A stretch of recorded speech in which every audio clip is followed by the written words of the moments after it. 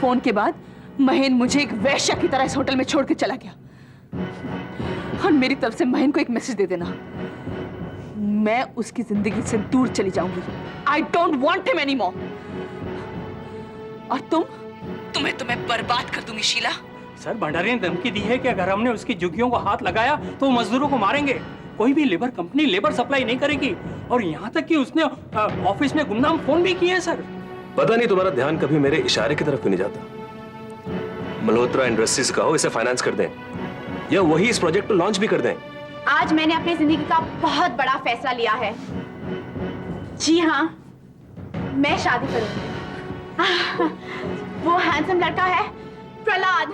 शीला, जिंदगी इतनी लंबी नहीं कि किसी बदलाव की वजह से हम एक ही खूंटी से बंधे रहें। निशी के हर बदलाव में बनावट होगी। हर बनावट मुझे तीर की तरह चुभती है।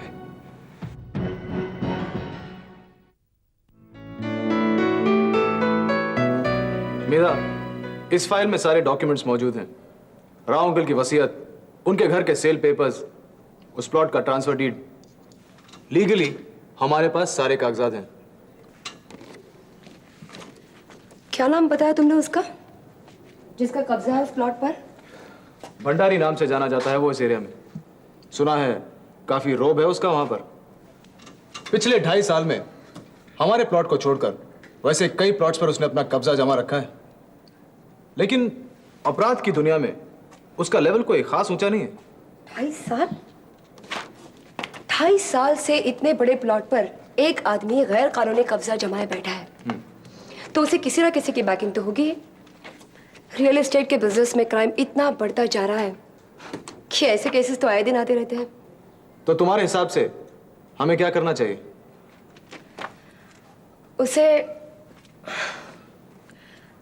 उसे कोर्ट का नोटिस भेजते हैं, देखे वो कैसे रिएक्ट करता है।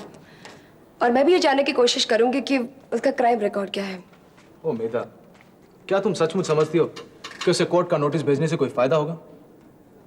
I don't think so. मैं तो दूसरे तरीके ढूंढ रहा हूं उससे निपटने के लिए। अरे उस आदमी की वजह से लॉ कॉलेज का सारा काम एकदम से ठप हो गया है। ऋषभ मल्होत्रा, इतनी जल्दबाजी करनी नहीं चाहिए। तुम्हारे लिए उस प्लॉट की कीमत मामूली होगी, लेकिन भंडारी या किसी भी आम आदमी के लिए 1 करोड़ के आसपास की कीमत कोई मामूली चीज नहीं है। चलिए ठीक है, उसे कोर्ट नोटिस भिजवा कर भी देख लेते हैं। ये तो हुई प्रोफेशनल बातें। अब कुछ पर्सनल बातें कर लें। आपके दिल के प्लॉट पर जो हमने नाजायज कब्जा किया है उसके लिए कोर्ट नोटिस मत भेज देना। आपको जनाब ट्रांसफर डीड के पेपर्स भेजे जाएंगे, जिससे आपका गैर कानूनी कब्जा कानूनी हो जाएगा। How interesting. Good morning. Hello Medha. Hi. Thank you.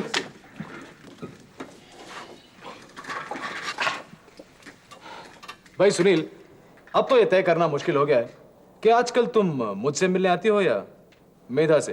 क्यों मेधा? वेल मिस्टर मल्होत्रा, सुबह सुबह तैयार होकर ये सूट पहनकर मेरी उम्र का नौजवान हाथ में फाइल उठाकर सिर्फ काम के लिए जाता है, सिर्फ काम के लिए। मैं तो आपके शहर में रुका हुआ हूँ आपकी हाँ या ना सुनने के लिए उस प्रोजेक्ट के बारे में। देखो Sunil, let me come to the point directly. तुम्हारे प्रपोजल को स्टडी करने के बाद, डिटेल में स्टडी करने के बाद, हम इस नतीजे पर पहुंचे हैं कि इस जॉइंट वेंचर में हम पार्टनर्स नहीं हो सकते। I am sorry. क्या मैं जान सकता हूँ कि आपको इस प्रोजेक्ट में खामी क्या नजर आई? मतलब मेरे ख्याल से इसमें दोनों कंपनीज को फायदा है। तो फिर आप ये समझ लीजिए कि हमने अपना नुकसान करने का फैसला कर लिया है। नहीं, क्या मैं वजह जान सकता हूँ? देखो सुनील, मैं ये तो नहीं जानता कि तुम अपने बॉस केडी को कितना जानते हो या उसके बारे में कितना जानते हो, लेकिन इस जॉइंट वेंचर में मल्होत्रा इंडस्ट्रीज को टेक ओवर करने की चाल है। तुम्हारे प्रपोजल को अगर ऊपर से पढ़ा जाए तो बहुत इंटरेस्टिंग लगता है, very promising Indeed. But if you read between the lines, तुम्हारे कंपनी वालों पर शक जाता है मुझे। पर मेरे ख्याल से ये आरोप गलत है। ऋषभ, तुम ओवर रिएक्ट कर रहे हो। बेटा, मिस्टर सुनील वर्मा, मुझ में इतनी काबिलियत है कि जब कोई मेरी किसी चीज पर कब्जा करने की कोशिश करता है तो मैं उसे दूर से ही भांप लेता हूं। मैंने फैसला कर लिया है और मैं ये जरूरी नहीं समझता कि अपने फैसले की सफाई किसी के सामने भी करूं। नहीं नहीं, इसकी कोई जरूरत भी नहीं है। अब जब आपके फैसले में आरोप जैसा शब्द आ ही गया है तो फर्दर बात करना ही जरूरी नहीं समझता मैं। Anyway, thank you very much. Thank you very much. Bye Medha. Bye bye.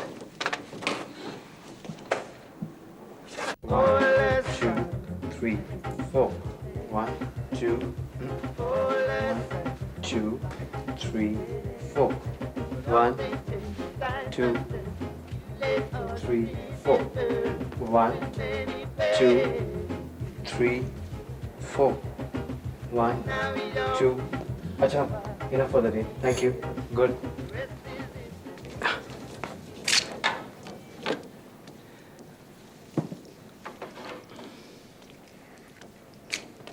Hi Walter. Hi. क्या हुआ? तुमने मुझे इस तरह देखकर मुंह क्यों घुमा लिया? अब तुमको मैंने कहा था ना यहाँ कभी मत आना। क्यों आई हो तुम यहाँ पे? अगर आज आ भी गई तो ऐसी कौन सी आफत आ गई है? इतने दिन तो नहीं आई थी ना तुम्हारे कहने पर। तो आज क्यों आई हो? तुमसे मिलने। नीतू, हम कहीं और भी मिल सकते थे ना। लेकिन यहाँ क्यों नहीं? नीतू, तुम्हें मुझ पे एतबार है या नहीं? क्या बातें हो रही थी? कुछ नहीं, वो नीतू ऐसे ही मिलने आई थी। मगर क्यों मिलने आई थी नीतू तुम? मेरी मर्जी। मेरा दिल किया वॉल्टर से मिलने को, इसलिए मैं आ गई। तुम अपने दिल को ना वॉल्टर के दिल से जरा अलग ही रखा करो।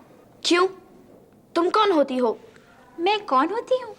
वॉल्टर डार्लिंग, तुमने नीतू को बताया नहीं कि मैं कौन हूँ? नहीं। क्यों नहीं बताया तुमने? क्या? कुछ नहीं।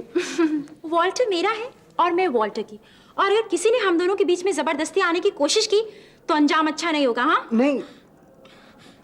हाँ। ये सूजी क्या कह रही है? ये कुछ नहीं। नीतू, नीतू, मैंने तुम्हें मना किया था ना यहाँ आने के लिए। अब हो गया ना तमाशा। नीतू, तुम्हारी हिम्मत कैसे हुई यहाँ आने की जब मैंने मना किया था तुम्हारा? देखो सूजी, तुम अभी चुप रहो। नीतू, तुम जाओ भी यहाँ से, मैं तुम्हें बाद में मिलूंगा। बाद में कैसे मिलोगे तुम इससे? बाय नीतू, अच्छा होगा तुम यहाँ से चली जाओ। Will you give me a second? इसे मुझे विश तो करने दो। It's my birthday today.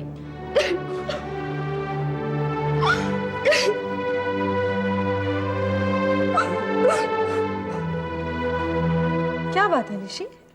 दूसरा हनीमून बनाकर आई और ये हालत बना रखी है। ये बिंदी कहीं जा रही है और ये बाल कहीं। क्या हुआ? अरे ऋषि, क्या हो गया? बोल, टेल मी। महेंद्र शीला के पास वापस चला गया। क्या? महेंद्र चला गया?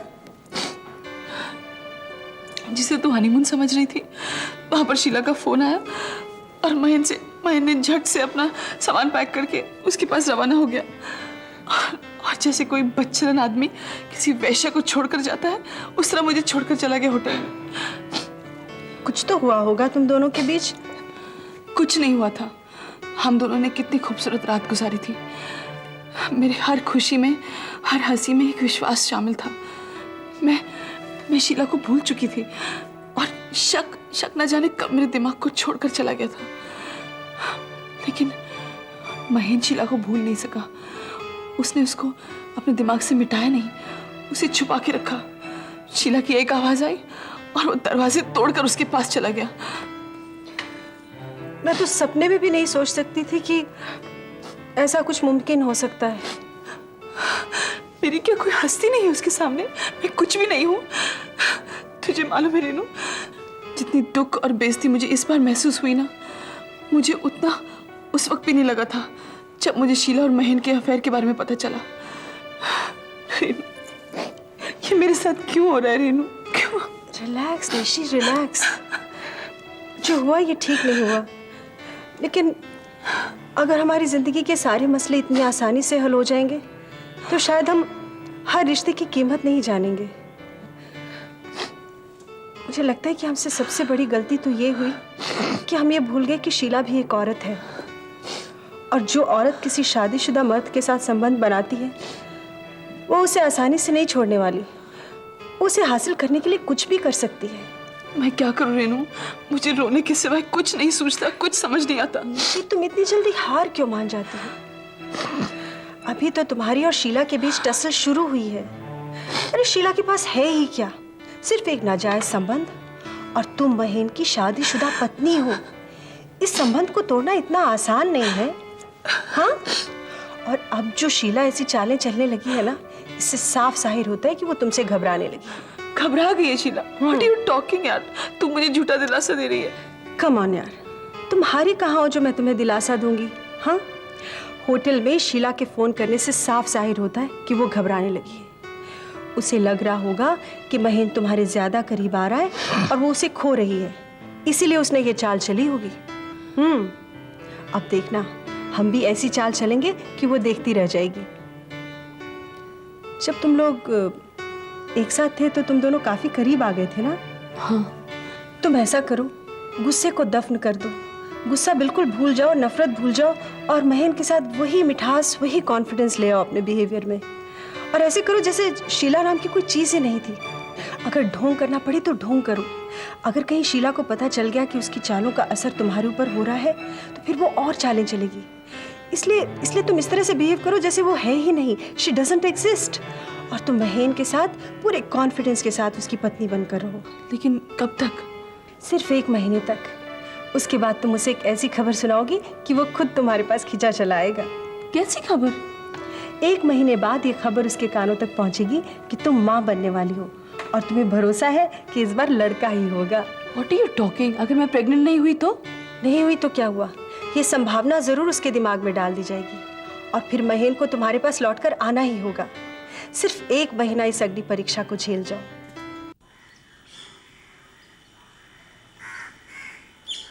तेरा देवर स्टेला कहाँ है? बच्चों को खाना खिला रही है। मैं तो उसकी मरने की दुआ कर रहा हूँ। ऐसे नहीं बोलते। अरे अगर वो जल्दी ना मरी ना तो मेरा तो राम नाम सत्य हो जाएगा। तेरी जुदाई में ऐसा जल रहा हूँ कि जल के राख हो जाऊंगा यार। मैं भी क्या कर सकती हूँ, पर अब मेरी मिलने की हिम्मत नहीं होती। स्टेला ऐसे चौकीदारी करती है कि जैसे कि तू मुझे खा जाएगा। अरे उसने कभी खुद तो कुछ नहीं किया, और अपन करते हैं तो वो जलती है। ना तो वो खेलती है ना खेलने देती है। पैर बिल्ली की तरह उठाऊं तो न जाने आहट उसके कानों तक कैसे पड़ जाती है, कुत्ते की तरह झपट पड़ती है। सुन, तेरा मुझसे मिलने को जी करता है कि नहीं? कितनी बार मन को मारकर बैठना पड़ा। घर के काम के लिए भी बाहर निकलूं तो पुलिस वालों की तरह पूछताछ करती है। या तो मुझे ये नौकरी छोड़नी पड़ेगी या फिर तुझे। ना तो तुझे ये नौकरी छोड़नी पड़ेगी और ना मुझे। मैंने कुछ ऐसा तोड़ ढूंढा है कि वो अच्छा खासा वक्त सोती रहेगी। ये देख। तू उसे मारने की तो नहीं सोच रहा? फिलहाल तो नहीं, और ये है हमारे तेरे मिलने का रास्ता। ये क्या है? ये है नींद की गोली। बहुत स्टेला कर चुकी है पहरेदारी। एक काम करना, रात को 2 गोली तू उसके कॉफी में मिला देना। उसके बाद वो घोड़े बेच के सोएगी और अपन गार्डन में बैठ के चांद गिनेंगे। नहीं, लेकिन इससे उसकी जान को कोई खतरा तो नहीं? स्टेला जैसे खतरे को दुनिया में किसी और चीज का कोई खतरा नहीं है। ठीक है?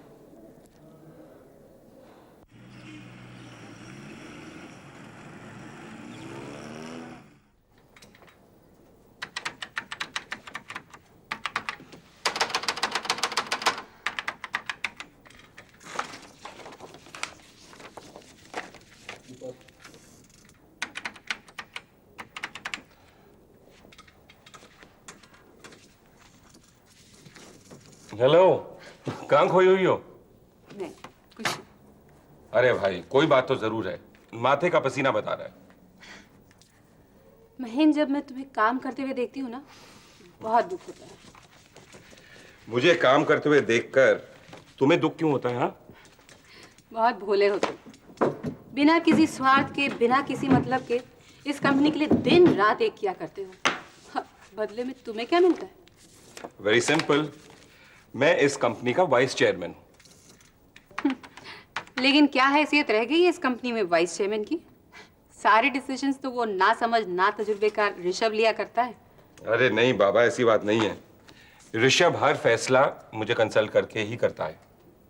अच्छा, तो फिर क्या फैसला किया आप लोगों ने उस एनआरआई के जॉइंट वेंचर का? फेवरेबल हम जरूर करेंगे। मैं तो समझता हूं कि बस कुछ टर्म्स और कंडीशंस फाइनलाइज करनी है। सरासर गलतफहमी है आपकी मिस्टर महेन। ऋषभ फैसला कर चुका है और ये प्रोजेक्ट रिजेक्ट कर चुका है और इस कंपनी के वाइस चेयरमैन को खबर तक नहीं है। कमाल है, ऋषभ इस प्रोजेक्ट को रिजेक्ट कर चुका है। क्यों? बिजनेस वाइज तो मेरी समझ में नहीं आता, लेकिन हाँ, अगर इस दौरान स्वेतलाना इनकी सलाहकार बन चुकी है तो कोई ताज्जुब नहीं। स्वेतलाना नाम का ये बुरा ग्रह आपके परिवार पे मंडराता ही रहेगा। Who the hell is स्वतलाना है? वो आखिर है कौन? और ऋषभ ने मुझसे पूछे बगैर ये फैसला कैसे किया? ये सब तुम जानो। तुम्हें लोग अक्सर अपनी बदनीयती का शिकार बनाते रहते हैं। जब फायदा निकालना होता है तो सर पे चढ़ा लेते हैं, नहीं तो जूते की नोक पे। शीला, ये एनआरआई प्रोजेक्ट होकर रहेगा। ये मेरा फैसला है और जिद भी। ऋषभ को मुझे एक्सप्लेनेशन देना ही होगा। और एक बात अच्छी तरह से समझ लो, मल्होत्रा इंडस्ट्रीज को चलाने में किसी की दखलंदाजी नहीं चलेगी, ना ऋषभ की ना किसी और की, कम से कम मेरे जीते जी नहीं। नीतू चुप हो जाओ नीतू, प्लीज। नीतू, ये सीन यहाँ क्रिएट करने से कोई फायदा नहीं। सूजी प्लीज। वॉटर, तुम चुप रहो। नीतू तुम चुप नहीं होगी ना, मैं अभी इसी वक्त यहाँ सुसाइड कर लूंगी। नीतू मैं मजाक नहीं कर रही हूँ, चुप हो जाओ Neetu. Just keep your cool. तुम नहीं मानोगी ना, सब लोग देख रहे हैं। मेरी मौत की जिम्मेदार तुम होगी। सूजी shut up now, just it's enough now, stop it. क्या कर रही हो ये? मेरे पास मत आना, मैं सच कह रही हूँ, मेरे पास मत आना। सूजी रख दो उसको। Shut up. सूजी, मेरे पास मत आना। सूजी छोड़ो मुझे। अरे सूजी छोड़ो, छोड़ो। नीतू। सूजी, नीचे। सूजी सूजी सूजी, क्या हो गया तुम्हें? नीतू क्या हुआ इसको? सूजी।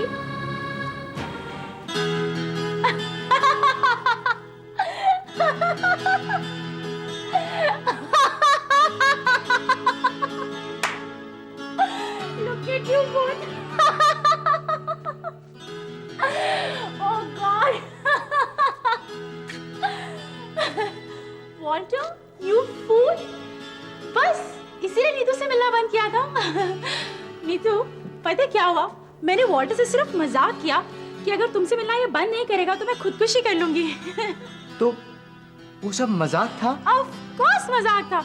मैं तो तुम दोनों के प्यार को आजमा रही थी। तुम दोनों सच में एक दूसरे से इतना प्यार करते हो, मुझे मालूम ही नहीं था। तुम दोनों बहुत बहुत प्यारे हो। नीतू, वॉल्टर, नीतू, ये मेरी तरफ से तुम्हारे लिए तोहफा है। This is my gift to you.